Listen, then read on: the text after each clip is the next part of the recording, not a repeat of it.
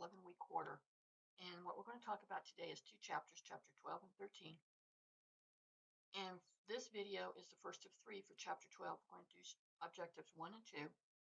And then we're going to do objectives 3 and 4. And then we're going to have one video on objective 5. So let's look at what we're talking about. You should be able to analyze, sort, and interpret statistical data and other information using tables, measures of central tendency, mean, median, and mode, and decision matrices. We're going to be talking about that. The second objective, which is the other one in this video, draw meaningful conclusions and make practical report recommendations after sound and valid analysis. The next video after this one is to organize report data logically, provide reader cues to aid comprehension, write short informational reports that describe routine tasks. Okay, and I think there'll be a third video. I may include it with these two. Prepare short analytical reports that solve business problems. And this is what your assignment is for this week. Okay, so let's look at the next page. So this is about Starbucks, chain that wants to remain a neighborhood gathering place. It's interesting because despite epic setbacks that prompted Chairman and CEO Howard Schultz to return to the helm at Starbucks, the company continues to reign as the world's largest coffee shop. 18,000 retail locations in 61 countries. And recently has entered India. They're more of a tea drinking one. Let's see, one person, one cup in one neighborhood at a time. They have social responsibility initiatives such as fair trade coffee sourcing, energy conservation, farmer loans, and ethical employment. They were named Fortune's 100 best companies to work for, and you can go on and read that now. The thing is, it's interpreting the digital age data. So you have access to databases, the web, other sources of digitized information. Collecting information is almost effortless today. However, making sense of all this data, because you can get so much, you get buried in it. There's a whole lot of digital files. There's printouts. There's note cards online. There's articles. There's interview notes that you take or someone else may have taken and then put online. Questionnaire results and then statistics. Unprocessed data become meaningful information as soon as the page turns. Through skillful and accurate sorting, analysis, combination, and then recombination. So how you get this data and then what you do with it makes it meaningful. So let's look here. Tabulating and analyzing data. One of the ways to do it is tables. Tables help researchers summarize and simplify the data using columns and rows. Tables make quantitative, information easier to comprehend. So this is a table summarizing the response to one question from a campus survey. Should student fees be increased to build parking lots? Okay. So you have 76 that said, you had 76, the percentage was 11.5. Agreed. 255 out of this. So simplify it, combine these totals. It makes just 50% support. Okay. No opinion. They didn't want to talk to you. And then disagree and strongly disagree is still disagree. So you combine these two like this one up here. Should student fees be increased to build parking lots? Total number of people, males, females. Okay. And then when they combine these, when they combine these top two, you get this much percent. When you combine the bottom two, you get this much percent. And then that's for the males. And then here's for the females. Okay, so that's the way that just makes it more understandable. And what's that doing is called cross-tabulating the findings. You sometimes uncover data that may help answer your problem question or that may prompt you to explore other things. Okay. Figure 12.1, which is down here, is show raw form. And it has several survey items. And then you have to convert this data into a more usable form. Okay, figure 12 shows South Bay college students apparently are not interested in public transportation or shuttle buses. They want to park on campus, restrict the visitor parking, and only half are willing to pay for new parking lots. So here's the raw data where someone's went through and counted up how many is agree and how many doesn't agree and that type of thing, and then wrote in the numbers. So from here, from the raw data, it gets into a finished table where it takes this numbers up here and put it into this. Order items from highest to lowest degree. So here's your highest, here's your lowest. Use percent signs only at the beginning of the column because it carries through. And then here is 2, 4, 6 ways to convert the raw data to where it's more easily readable.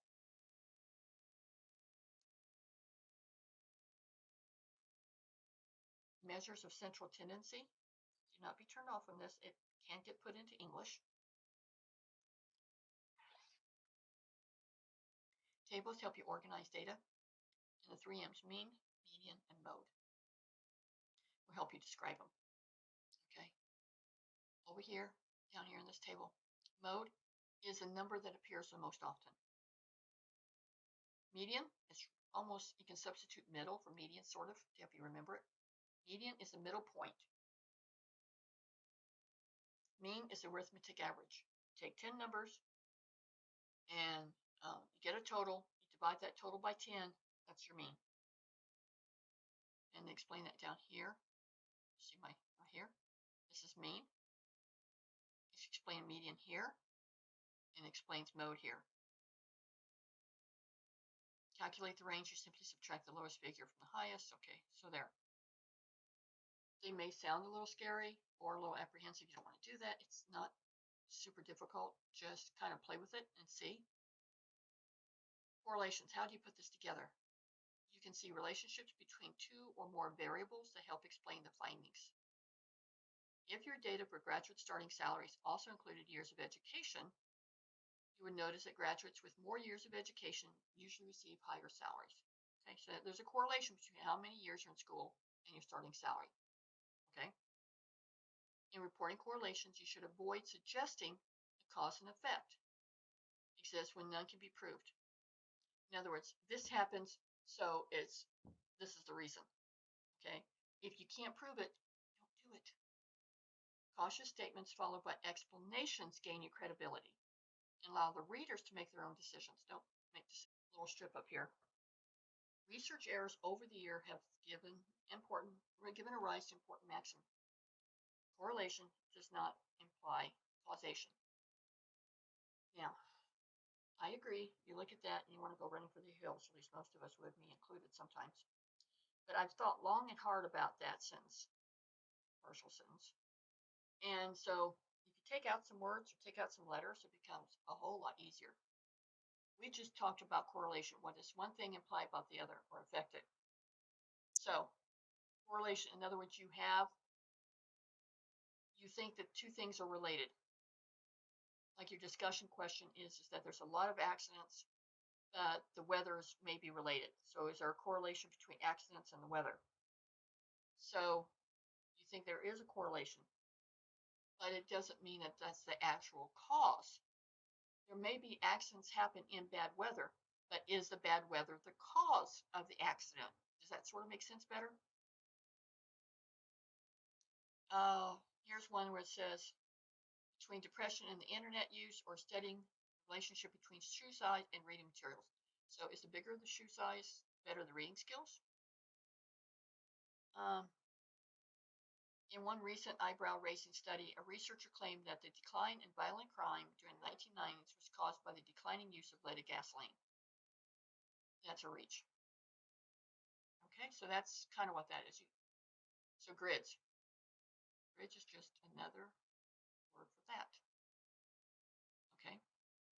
It's another technique for analyzing raw data, especially verbal data. You've been asked by the CEO to collect opinions from all your vice presidents about the CEO's 4-point plan to build cash reserves. That's down here. The grid enables you to summarize the vice president's reaction to each point. Arranging the data in a grid works for projects such as feasibility studies and yardstick reports. Okay, so let's look at this. Vice President 1. About the CEO. He disapproves too little, too late. Strong support, Best of all points. Point 3, has a mixed opinion, must wait and see. Point 4, indifferent. Overall reaction, he's optimistic but hates delay expansion for 6 months. Vice President 2 says disapproves, creates a credit trap. He approves of most things, strong disapproval, and you go on through. Okay.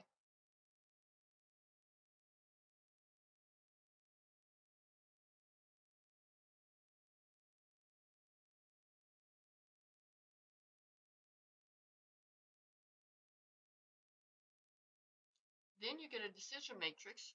It's a special grid that helps managers make the best choice among complex options. Designed to eliminate bias and poor judgment, decision matrices are helpful.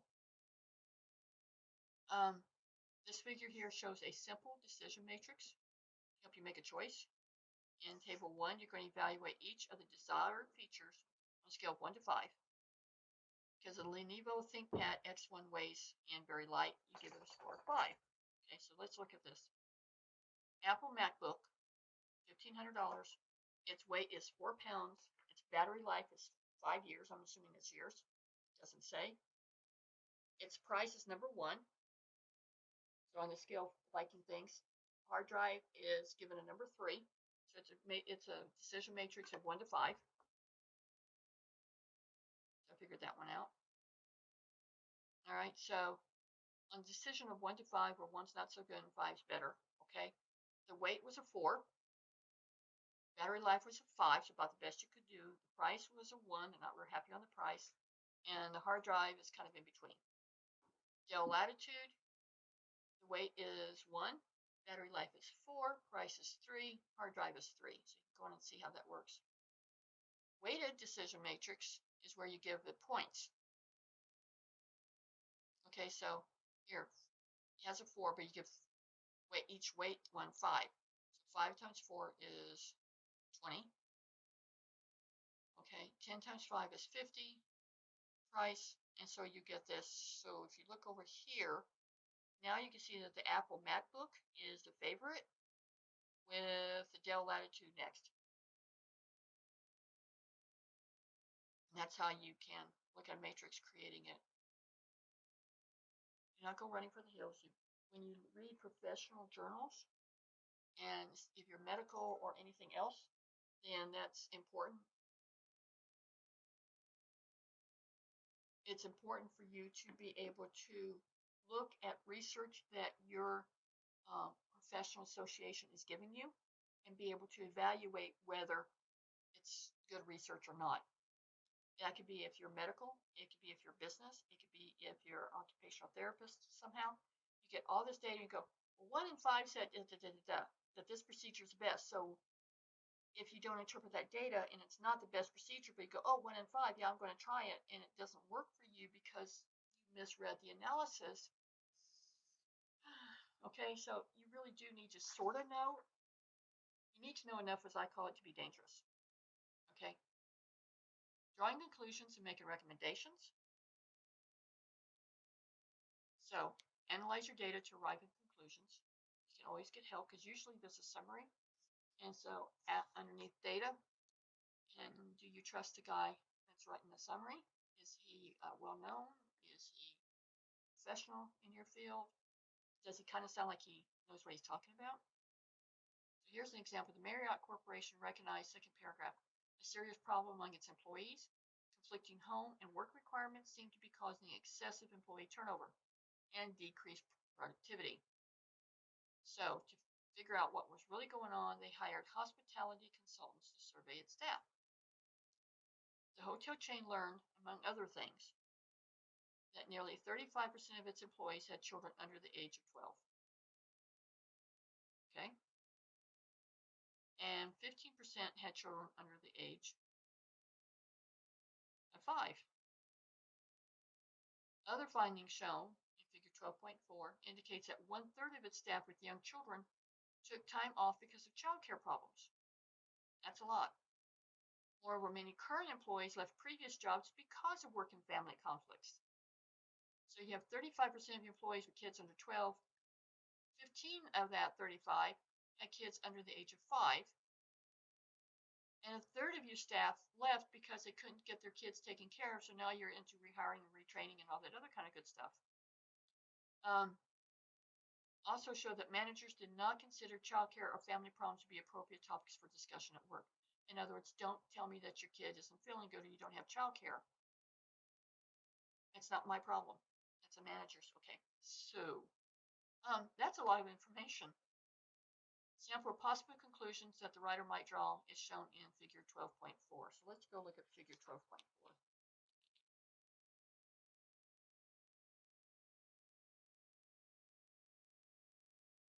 And this will look like somewhat like your assignment for this week. And you can use this format if you want. Not over here on the side, but you can use this part in here to do your homework in. All right. Report conclusions and recommendations. Report the problem. Here's Marriott experienced employee turnover, lower productivity. Partial findings. Here's the percent age 12, age 5. Average employee is absent 4 days a year, tardy 5 because of kids. In 1 year, nearly 33% of employees, that's more than a third, or that's about a third, who have young children have taken at least 2 days off because they can't find a replacement when their child care plans break down. In other words, babysitter that's sick can't take care of your kids because she's sick and she wants your kids sick.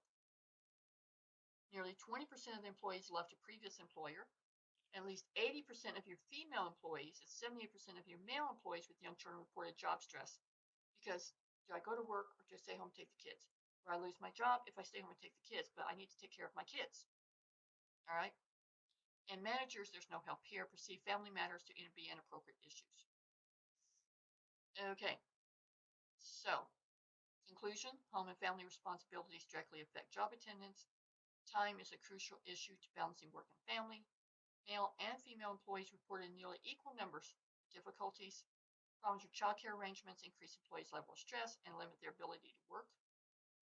A manager supportive of family and personal concerns is central to a good work environment. All right, so here's some tips to writing conclusion. Again, you can use this to do your homework. This is a perfect example to use for your homework, okay?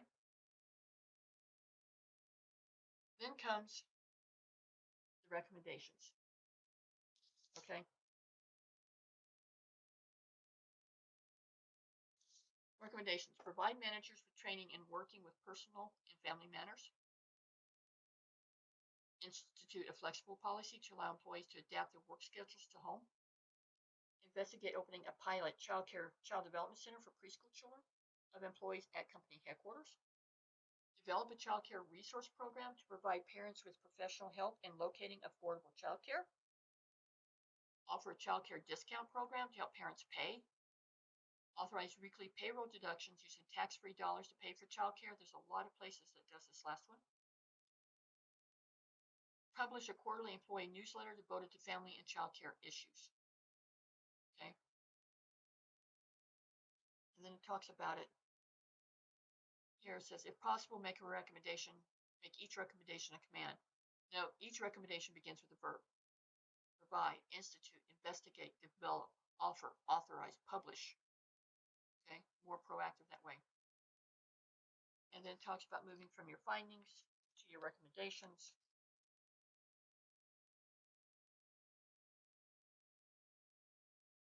Finding, the conclusion, the recommendation. Finding, conclusion, recommendation. Okay, so that's the end of objective 2. And so I'm going to stop it right there for this one, and we'll pick up on objective